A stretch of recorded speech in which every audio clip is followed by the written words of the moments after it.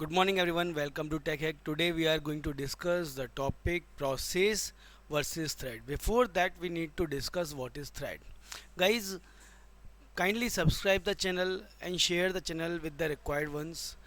My humble request is to everyone is like you should share this channel to all the students who are eager to learn or want to learn operating system so that they can use this lockdown period for learning.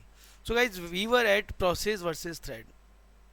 दूसरा मुझे कुछ feedbacks मिले दोस्तों कि हमें थोड़ा सा ऐसे हिंदी में भी करना चाहिए जिससे कि ये उन लोगों तक भी काम की चीज़ हो जिन्हें इंग्लिश में समझ में नहीं आता है.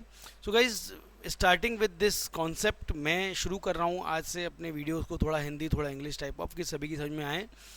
तो आपको जहाँ समझ नहीं आए आप उसको अपने कमेंट्स में पोस्ट कर सकते हैं और मैं अगले एक संडे या फिर कोई भी एक दिन ऐसा हम एक डाउट सेशन रख सकते हैं जिसके अंदर हम सिर्फ कमेंट्स का जवाब देंगे लाइव सेशन के through.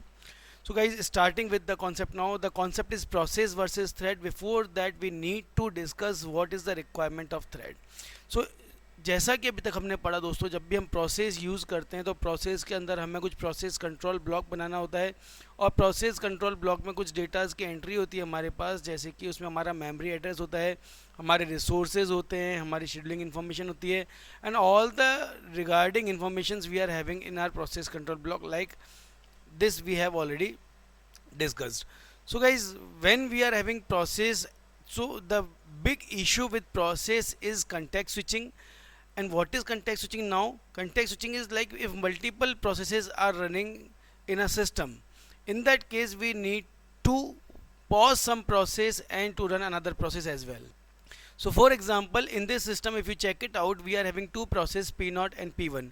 When P0 was executing and some interrupt occur for P0, it saves its state and then P1 reloads its state and this game reloading and saving continues till the time you are having the switching. So this saving state means simply they are keeping all the details while they were running at that time into the PCB block so that whenever they will be started, जब भी वापस start करने वाले हैं तब वो अपने PCB block को रीड आउट करेंगे और रीड आउट करने के बाद उसके अकॉर्डिंग अपनी चीज़ों को वहीं से शुरू करेंगे. तो दोस्तों क्योंकि वो उसको वापस से वहीं शुरू करने वाले हैं इसलिए हम पीसीबी स्टेट पर काम शुरू करते हैं. और क्या होता है कि इसमें जो रिसोर्सेज होते हैं उनको वापस देना पड़ता है, जो मेमोरी होती है उसे वापस देना पड़ता है और वापस से आपको उसको जब चाहिए होता है तो वापस से रिक्वेस्ट करके लेना भी होता है. इन सब में बहुत टाइम खर्च होता है. इस सिचुएशन को, इस प्रोसेस को हम बोलते हैं context switching. So guys, the biggest problem with process is resource allocation, deallocation, and resource can be anything. It can be memory, it can be hardware, it can be anything. So due to these reasons we need to solve this issue.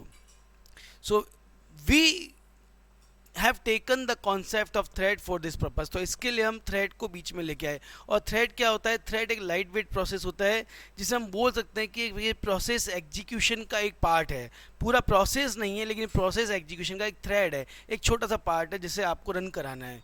तो हर process का अपना एक address space होता है जिसमें वो अपने resources को रख के बैठा रहता है.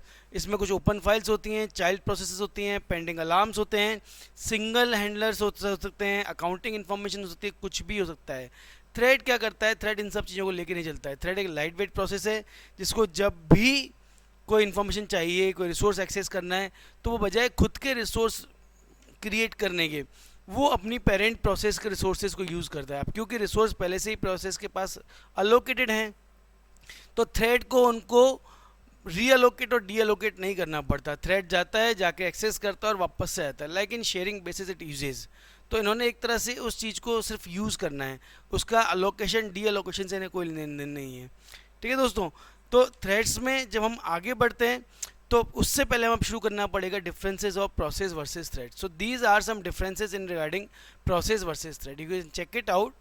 Processes are typically independent. If means if you are having multiple processes, आपके पास P1, P2, P3, P4, P10 तक के प्रोसेसेस हैं तो ये सारे इंडिपेंडेंट है. कोई भी एक प्रोसेस P1 किसी P3 के रनिंग टाइम पर इंटरप्ट नहीं कर सकती, उसके रिसोर्सेज को उसके एलोकेशन के वक्त नहीं उठा सकती. अगर कोई रिसोर्स मान लेते हैं प्रिंटर किसी प्रोसेस P3 को अलोकेटेड है, सो बाय द टाइम जब तक कि वो रिसोर्स P3 के पास है P1 उसे एक्सेस नहीं कर सकता.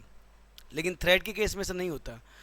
एक प्रोसेस के मल्टीपल थ्रेड्स हैं, T1, T2, T3 up to Tn, तो वो थ्रेड वहाँ से उसको पिक कर लेगा और आराम से एक्सेस कर सकता है. Second thing, in your process state में हमारे स्टेट इन्फॉर्मेशन जो होती है वो प्रोसेस में ज़्यादा रखनी पड़ती है। थ्रेड में बहुत ही माइन्यूट सी स्पेस इन्फॉर्मेशन रखनी होती है। प्रोसेस का एड्रेस स्पेस सेपरेट होता है, लेकिन थ्रेड अपनी पेरेंट प्रोसेस का एड्रेस स्पेस ही यूज़ करता है। प्रोसेस जब आपस में इंटरेक्ट करना चाहते हैं ये आईपीसी यूज़ करते हैं, inter process communication. But thread में सब कुछ डिस्क में रखा हुआ है, प्रोग्राम रखा हुआ है, तो उस प्रोग्राम के बिहाफ पर उसको एग्जीक्यूट कर लेते हैं। तो दोस्तों ये कुछ डिफरेंसेस हैं आपके प्रोसेस वर्सेस थ्रेड में। Now this is the example of single and multi-thread process. What is multi-threading? Guys, multi-threading simply means जब आप एक से ज़्यादा थ्रेड को यूज़ कर रहे हैं और आप एक टास्क को कंटिन्यूसली रन कराना चाहते हैं।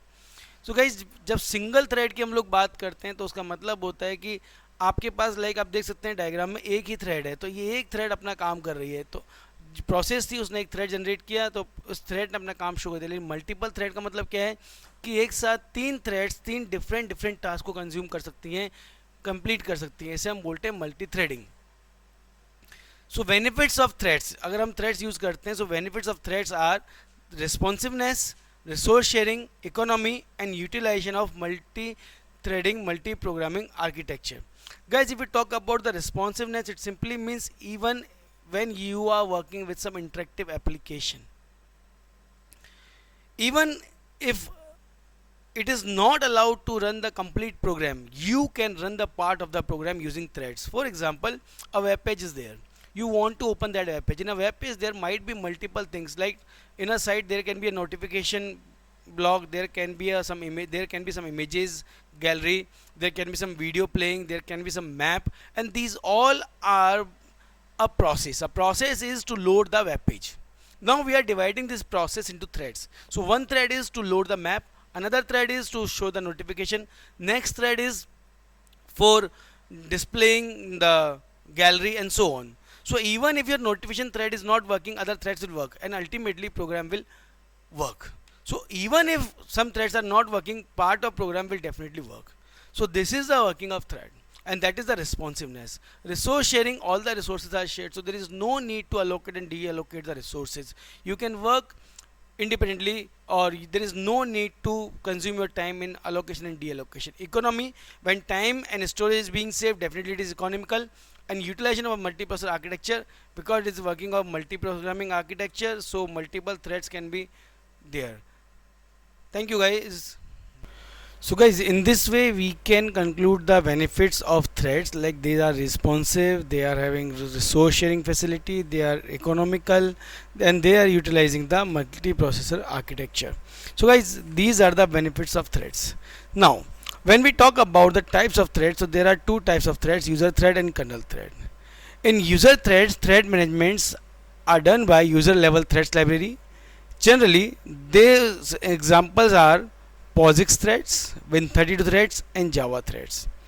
In kernel threads, we have the threads which are supported by the kernel, which are working for the system utilities, and examples are the operating systems threads like Windows XP 2000, Solaris threads, Linux threads, True64 Unix threads, Mac OS X threads. So this is about the process versus thread diagram. So this is all about process versus thread. Thank you guys. Thank you very much.